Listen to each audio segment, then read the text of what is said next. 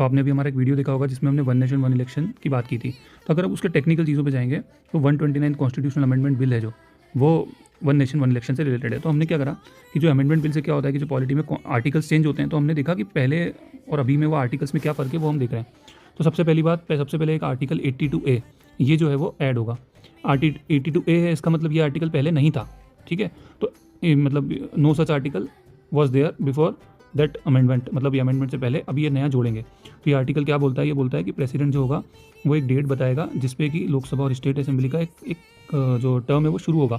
एक मतलब एक कॉमन डेट होगी दोस्तों, एक कॉमन डेट होगी और उस पर ही सबका कार्यकाल शुरू होगा, ठीक है। तो ये बेसिस बताएगा for fixing a common date for all election, मतलब सारों को सबका कार्यकाल जितनी भी स्टेट्स हैं और हमारी कंट्री है उसका। उसके बाद है आर्टिकल 83। अब आर्टिकल 83 क्या बोलता है, लोकसभा के टर्म की बात करता है कि लोकसभा का जो टर्म है वो 5 ईयर्स का होता है, और अगर पहले उससे डिसॉल्व हो जाए तो जो 5 ईयर का जो टर्म है वो नेक्स्ट इलेक्शन से, मतलब अगर जैसे 5 साल के लिए इलेक्शन शुरू हुए 2014 में, तो अगर 2016 में सरकार गिर गई तो फिर 16 में इलेक्शन होगा और फिर 31 तक वो चलेगा ऐसा। अब कि ये जो नया आर्टिकल है 72, अब क्या हो जाएगा कि अगर लोकसभा पहले डिसॉल्व होती है तो नेक्स्ट इलेक्शन जो होगा वो सिर्फ बचे हुए 5 साल के टर्म के लिए होगा। फॉर एग्जाम्पल अगर 2014 में इलेक्शन हुए, 2016 में वो कुछ नो कॉन्फिडेंस मोशन आ गया, तो अब जो इलेक्शन होगा वो सिर्फ 2019 तक के लिए ही होगा, ठीक है। तो कोई फ्रेश 5 ईयर टर्म नहीं होगा, सिर्फ रिमेनिंग टर्म के लिए होगा। सिंपल देखो, अब 83 में प्लस कर लो, 83 में हम प्लस करेंगे,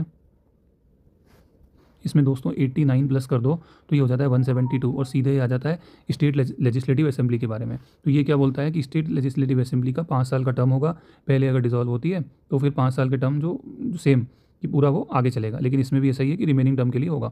उसके बाद आर्टिकल 324A कि पहले ऐसा कुछ था नहीं, अभी फिर जुड़ेगा। इसमें लिखा हुआ है कि लोकल बॉडी इलेक्शंस को लिंक कर रहे हैं किससे, लोकसभा और स्टेट इलेक्शन से। पहले ऐसा आर्टिकल था ही नहीं। अब आर्टिकल 325 पहले क्या बोलता था कि सेपरेट इलेक्टोरल रोल्स होंगे डिफरेंट लेवल्स ऑफ इलेक्शन के लिए। अब क्या बोल रहा है वो कि कॉमन इलेक्टोरल रोल होंगे सभी के लिए, मतलब पहले क्या था, नेशनल स्टेट के लिए तो एक इलेक्टोरल रोल होता था और पंचायत के लिए अलग होता था, अब सबके लिए एक होगा, ठीक है। उसके बाद इन्होंने सिंगल वोटर आईडी की बात की कि अब सिंगल वोटर आईडी हुआ करेगी। तो ये बड़े ड्रास्टिक चेंज होने वाले हैं, मतलब बहुत बड़े लेवल पे। तो आप भी बताइएगा आपको कैसे लगे। इसके साथ ही आप एक आंसर दीजिएगा कि अभी हमारे कंट्री में कितने स्टेट्स हैं दोस्तों। Okay, thank you so much.